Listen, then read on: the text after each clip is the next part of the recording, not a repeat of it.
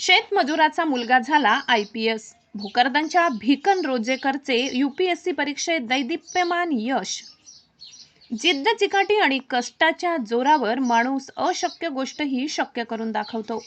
याचाच प्रत्यय भोकरदन तालुक्यातील जळगाव सपकाळ येथील सुपुत्र भिकन जगन रोजेकर यांनी दिलाय. केंद्रीय लोकसेवा आयोगाच्या परीक्षेत भिकन यांनी देशात 812वा रँक मिळवून IPS पदाला गवसणी घातली आहे.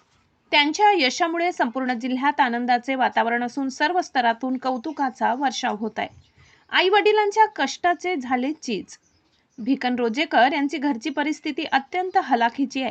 त्यांचे आई वडील शेतमजुरी करून संसाराचा गाडा हाकतात.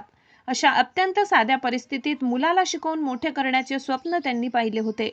आई वडिलांची काड्या आईची सेवा करत रक्ताचे पाणी केले आणि मुलानेही त्यांच्या कष्टाची जाणीव ठेवून अभ्यासात सातत्य राखले. आज भिकन यांची IPS म्हणून निवड झाल्याने त्यांच्या आई वडिलांच्या कष्टाचे खऱ्या अर्थाने चीज झाले आहे. संघर्षाची प्रेरणादायी यशोगाथा. ग्रामीण भागातील सोयीसुविधांचा अभाव आणि आर्थिक टंचाई अशा अनेक आव्हानांवर मात करत भिकन यांनी हे यश संपादन केले. त्यांची ही यशोगाथा स्पर्धा परीक्षेची तयारी करणाऱ्या हजारो ग्रामीण युवकांसाठी प्रेरणादायी ठरणार आहे. परिस्थितीला दोष देत बसण्यापेक्षा परिस्थिती बदलण्याची जिद्द असली की यश नक्की मिळते, असे भिकन यांनी आपल्या कर्तृत्वातून सिद्ध केले आहे. राज्यासाठी अभिमानाची बाब. भिकन यांचे हे यश केवळ जळगाव सपकाळ गावाचीच नव्हे तर संपूर्ण महाराष्ट्राची मान उंचावणारे आहे.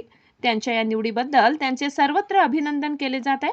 आगामी काळात ते पोलीस प्रशासनाच्या माध्यमातून समाजाची उत्तम सेवा करतील असा विश्वास व्यक्त केला जात असून त्यांच्या पुढील उज्ज्वल वाटचालीसाठी ग्रामस्थांनी भरभरून शुभेच्छा दिल्या. जळगाव सपकाळचा रहिवासी आहे.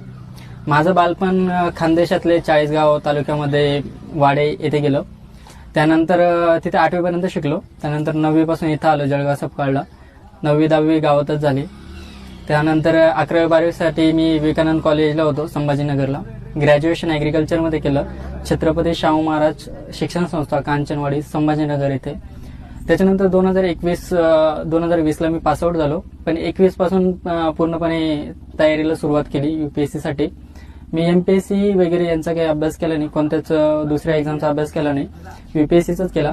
2021ला पहिला अटेम्प्ट दिला, नाही झाला. 22ला दिला, नाही झालं.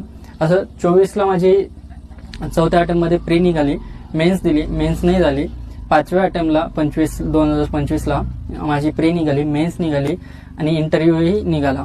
या 2025 मध्ये मी UPSCच्या फॉरेस्टच्या एक्झामसाठी सुद्धा एलिजिबल होतो. प्री त्याची पण निघाली होती. त्याच्यानंतर मी UPSC CAPF असिस्टंट कमांडंट याची सुद्धा एक्झाम क्लिअर केली. त्यासाठी इंटरव्ह्यूसाठी क्वालिफाय झालो होतो. पण मला नाही वाटत आता त्याची काही गरज पडेल इंटरव्ह्यू द्यायची पुन्हा एकदा. आणि सुरुवात थोडी कठीण होती, समजायला अवघड जात होतं. कारण की 10वी पर्यंतचं पूर्ण शिक्षण जिल्हा परिषद आणि माध्यमिक मराठीमध्ये झालंय सगळं.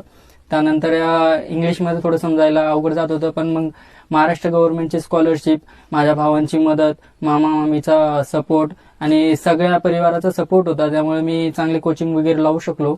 मग कोचिंगमधून गायडन्स भेटलं, डिरेक्शन वगैरे भेटली. त्याच्यानंतर कोचिंग झाल्याच्या नंतर पूर्ण सेल्फ स्टडीज केली. मी 3 वर्ष सेल्फ स्टडी केली 2023, 24, 25.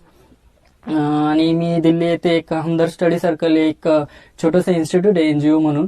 तिथे खूप सारे ऑलरेडी सिलेक्टेड लोक असतात, ते सुद्धा रँक इम्प्रुव्हमेंटसाठी येतात. तर त्यांनी खूप सारी मदत केली. म्हणजे की कोणत्या दिशेला अभ्यास करायचा आहे, किती वेळ अभ्यास करायचा आहे, कसा अभ्यास करायचा आहे, सिलेबस कसा पूर्ण कम्प्लीट करायचा आहे, किती मॉक टेस्ट द्यायचे, माइंडसेट कसा असला पाहिजे. एक पीअर ग्रुप चांगला भेटला, मदत चांगली भेटली आणि मित्र पाठीशी होते, म्हणायचे की तू करू शकतो. आणि तेच शेवटी इथपर्यंत पोहोचलो. तुमचं मार्गदर्शन करणारे व्यक्ती कोण? मार्गदर्शन करणारे सगळेच होते, परिवार होते, आई भाऊ आणि यांच्यापैकी सगळेच म्हणजे पूर्ण गाव, सगळेच म्हणजे शिक्षक वगैरे म्हणू शकतो आपण. आणि शेवटी एक्झाम आहे. आपण युट्यूबवर खूप सारे व्हिडिओ बघतो, त्याच्यातूनही आपण मॉक व्हिडिओ वगैरे बघितलं, त्यातूनही कळतं की कसा अभ्यास करायचा आहे, कसा नाही करायचा आहे. तर तेच. तुम्हाला IPS झाला, काय वाटतं तुम्हाला? तर पहिल्यांदा तर खूप आनंद होतोय, कारण की लिस्टमध्ये नाव आहे. कारण मागच्या वर्षी नव्हतं तर दुःख होतं. आता इथपर्यंत पोहोचलंय तर शेवटी वाटतंय की कुठंतरी पूर्ण विराम लागलाय. बघू आता, जर सगळं काही ठीक राहिलं तर जॉईन करून घेऊ आणि थोडंसं 1 वर्ष ट्रेनिंग वगैरे करू. त्यानंतर बघू काय परत अभ्यास करायचा, IAS साठी करायचंय की हीच सर्व्हिस कंटिन्यू करायची. आई वडिलांबद्दल काय थोडं? आई वडील सुरुवातीपासूनच खूप कष्ट केलेले, दोघंही अशिक्षित आहे. वडिलांनी सालदारकी वगैरे केली खानदेशात चाळीसगावला.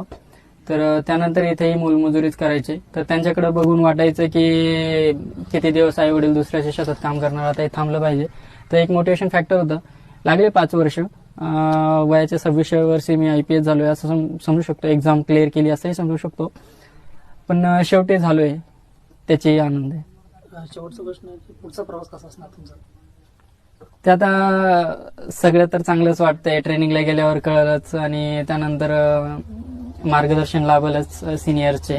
आमचे खूप सारे भाऊ आहेत, म्हणजे मला 5 काका आहेत. तर सगळ्यांचे मुलं वगैरे ऑलरेडी सिलेक्टेड आहे. कोणी शिक्षक आहे, कोणी म्हणजे बिझनेस करते. तर त्यामधूनही मार्गदर्शन लाभलं. तर आता वाटतंय की कुठतरी आपल्या घरात एक गव्हर्नमेंट ऑफिसर, क्लास 1 ऑफिसर झालाय. तर आता तेच. तर विद्यार्थी नवीन करणारे MPSC असो UPS असो त्यांच्यासाठी काय सांगशील? तेच की अभ्यास करत राहा, शेवटपर्यंत हिंमत नका करू. कारण की शेवटी कुठं ना कुठं काहीतरी भेटून जाते आणि घरातला एकच माणूस लागतो जो की आपले पूर्ण परिवाराची रूपरेषा बदलू शकतो. तो व्यक्ती तुम्ही होऊ शकतात. ज्या दिवशी हे तुम्ही मनात आणाल ना की मी करू शकतो आणि याच्याशिवाय मला काही पर्याय नाही, मला करावंच लागेल, त्या दिवशी खूप साऱ्या गोष्टी सोप्या होऊन जातात. शहा न्यूज मराठीसाठी न्यूज रिपोर्टर राजू शहा, जालना.